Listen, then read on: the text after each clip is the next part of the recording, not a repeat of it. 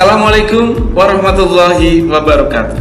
Jumpa lagi dengan saya di Inspirasi Fari, siswa inspirasi. Untuk mengawali pembelajaran kita tentang cerita inspiratif, akan saya sajikan seri tokoh-tokoh inspiratif. Dari sini kita akan belajar banyak tentang tokoh-tokoh yang menginspirasi kita, mengajarkan kebaikan pada kita. Tokoh kali ini yang akan kita bahas adalah Kiai Haji Hasyim Asy'ari. Tahu kan Kiai Haji Hasyim Asy'ari? Ya, kita akan bahas tokoh ini dari awal sampai akhir. Semoga dapat bermanfaat untuk kita, menambah pengetahuan yang dalam untuk kita, sehingga kita bisa mengikuti jejak beliau dengan lebih baik. Bukan hanya sekadar ikut-ikutan, tetapi tahu persis apa yang diinginkan oleh beliau. Cerita ini kami ambil dari Wikipedia Indonesia. Baiklah, perhatikan dan kita baca bersama tokoh inspiratif kita kali ini, yaitu Kiai Haji Hasyim Asy'ari. Kita akan berbicara tentang identitas.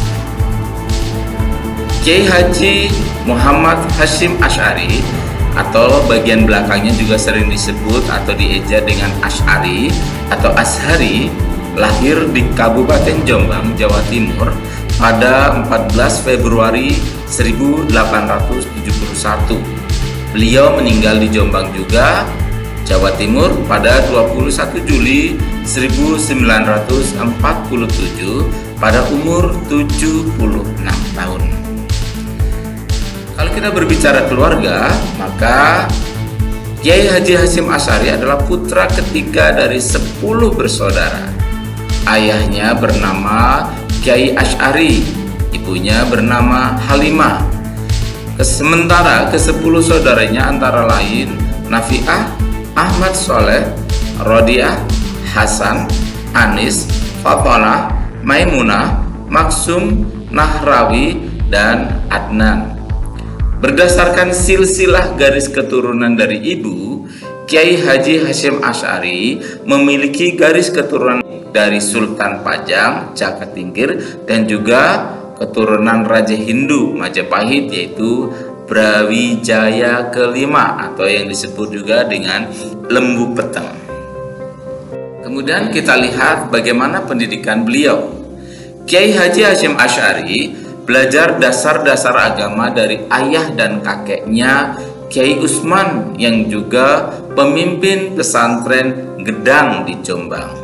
Sejak usia 15 tahun, ia berkelana menimba ilmu di berbagai pesantren, antara lain pesantren Wonokoyo di Probolinggo, pesantren Langitan di Tuban, pesantren Trenggilis di Semarang, pesantren Kademangan di Bangkalan, dan juga di pesantren Siwalan Panji di Sidoarjo. Masih dalam pendidikan, pada tahun 1892 Kiai Haji Hasyim Asy'ari pergi menimba ilmu ke Mekah dan berguru pada Syekh Ahmad Khatib Minangkabau, Syekh Muhammad Mahfuz At-Tarmazi, Syekh Ahmad Amin Al-Attar, Syekh Ibrahim Arab, Syekh Syahid Yamani, Syekh Rahmaullah, Syekh Soleh Bafadhal, Sayyid Abbas Maliki, Sayyid Alwi bin Ahmad As-Sagaf, dan Sayyid Husain Al-Habsi. Di Mekah, awalnya Kiai Haji Hasyim Asy'ari belajar di bawah bimbingan Syekh Mahfuz dari Termas atau Pacitan, yang merupakan ulama dari Indonesia yang pertama mengajar Sahih Bukhari di Mekah.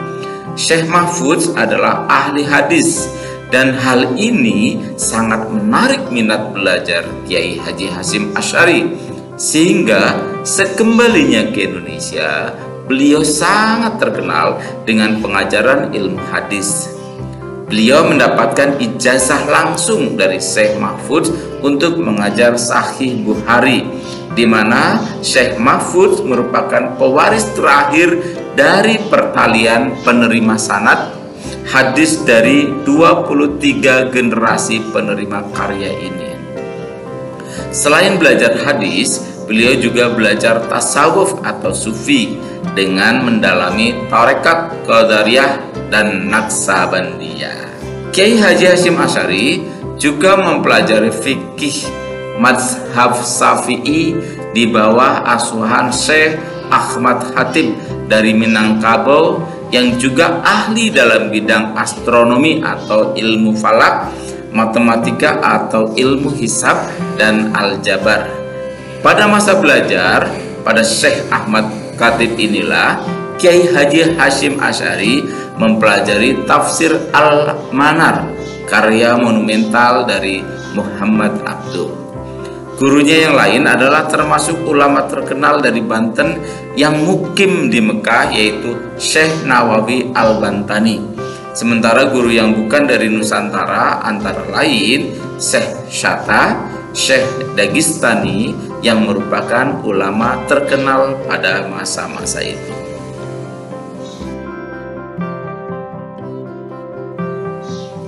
Bagaimana perjuangan beliau? Pada tahun 1899, sepulangnya dari Mekah, Kiai Haji Hasyim Asy'ari mendirikan pesantren Tebu Ireng yang kelak menjadi pesantren terbesar dan terpenting di Jawa pada abad ke-20. Pada tahun 1926, Kiai Haji Hasyim Asy'ari menjadi salah satu pemrakarsa berdirinya Nahdlatul Ulama atau yang dikenal dengan NU, yang berarti kebangkitan ulama. Pemikiran Kiai Haji Hasyim Asy'ari tentang ahli sunnah wal jamaah adalah ulama dalam bidang tafsir Al-Quran, sunnah Rasul, dan fikih yang tunduk pada tradisi Rasul dan Khulafaur Rasyidin. Beliau selanjutnya menyatakan bahwa sampai sekarang ulama tersebut termasuk mereka yang mengikuti mazhab Maliki, Hanafi, Syafi'i, dan Hambali. Doktrin inilah yang diterapkan dalam NU yang menyatakan sebagai pengikut, penjaga, dan penyebar faham ahli sunnah wal jamaah. Dari sini kita akan melihat bahwa yang termasuk pada ahli sunnah wal jamaah versi Kiai Haji Hasyim Asy'ari adalah mereka orang-orang yang mengikuti mazhab Maliki, Hanafi, Syafi'i, dan Hambali. Itu semuanya adalah ahli sunnah wal jamaah. Kemudian masuk lagi dalam perjuangan yang lain, bahwa ahli sunnah wal jamaah dalam pandangan Kiai Haji Hasyim Asy'ari tidak memiliki makna tunggal, tergantung perspektif yang digunakan. Paling tidak terdapat dua perspektif yang digunakan untuk mendefinisikan ahli sunnah wal jamaah, yaitu teologi dan fikih. Namun jika ditelusuri lebih lanjut melalui karya-karya Kiai Haji Hasyim Asy'ari, maka sebenarnya dapat diambil sebuah simpulan, yaitu ahli sunnah wal jamaah pada dasarnya lebih mengandalkan pola keberagaman bermadzhab kepada generasi muslim masa lalu yang cukup otoritatif secara religius. Kemudian karya-karya beliau, Kiai Haji Hasyim Asy'ari banyak membuat tulisan dan catatan-catatan. Sekian banyak dari pemikirannya, setidaknya ada 4 kitab karangan yang mendasar dan menggambarkan pemikirannya.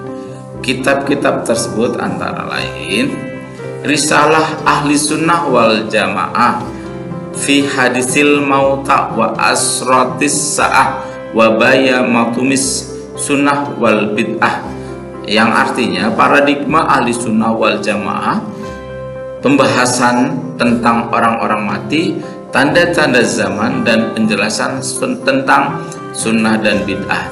Dalam kitab ini ada penjelasan-penjelasan mana yang termasuk sunnah dan mana yang termasuk bid'ah yang tidak boleh dilakukan.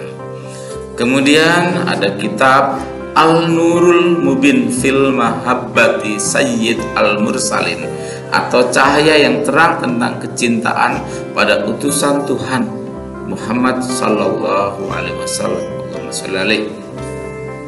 Kemudian ada adab al-alim wal muta'allim fi ma yahtaju ilayyah al-muta'allim fi ahwali ta'alumihi wa ma ta'alimihi, atau kita dalam terjemahan bebasnya yaitu etika mengajar dan pelajar dalam hal-hal yang perlu diperhatikan oleh pelajar selama belajar. Di sini tentang tentang adab belajar, ada bagaimana menghormati guru dan seterusnya agar ilmu yang didapatnya lebih barokah. Kemudian ada juga kitab Al-Tibyan fi nahyi al-muqatta'atil arham wal aqarib wal ikhwan, yaitu tentang penjelasan larangan memutus tali silaturahmi, tali persaudaraan, dan tali persahabatan. Kemudian ada kitab Muqaddimah Al-Qanun Al-Asasi li Jamiyat Nahdlatul Ulama. Dari kitab ini para pembaca akan mendapatkan gambaran bagaimana pemikiran dasar beliau tentang Nahdlatul Ulama yang dibentuknya, sehingga harapannya dengan kitab ini orang akan menjadi lurus kembali, tidak seperti yang terjadi sekarang ini, banyak terjadi penyimpangan-penyimpangan. Kemudian ada kitab Risalah fi Ta'qid Al-Akhzi bin Mazhab Al-Aimah Al-Arba'ah, mengikuti mazhab para imam 4, yakni Imam Syafi'i, Imam Malik, Imam Abu Hanifah, dan Imam Ahmad bin Hanbal, tentunya memiliki makna khusus sehingga akhirnya mengikuti jejak pendapat imam 4 tersebut dapat ditemukan jawabannya dalam kitab-kitab ini.